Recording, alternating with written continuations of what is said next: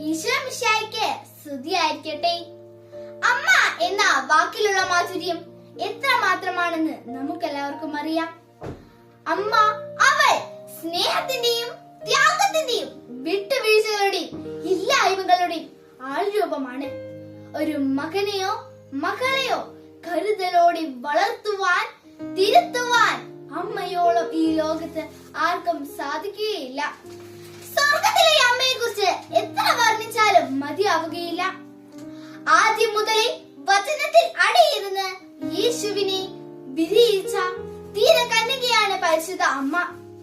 കാലത്തൊഴുത്ത് മുതൽ കല്ലറയോളം വരെ തന്റെ പുത്രന്റെ യാത്രയിൽ അവൾ യാത്ര തുടർന്നു. ഇന്ന് നമ്മളുടെ ജീവിതത്തിലും അനുഗ്രഹത്തിന്റെ പ്രഭ തൂക്കി ഇന്നും ഈ യാത്ര തുടരുകയാണ്.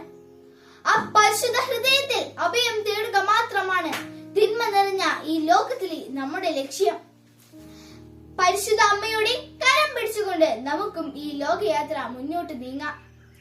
പരിശുദ്ധ അമ്മയുടെ ജനനത്തിനൊരുങ്ങുന്ന ഏവരെയും ദൈവം അനുഗ്രഹിക്കട്ടെ. എത്രയും പരിശുദ്ധിയായ മാതാവേ, വിശുദ്ധിയോടെ ജീവിക്കുവാൻ എന്നെ സഹായിക്കണമേ. നന്ദി.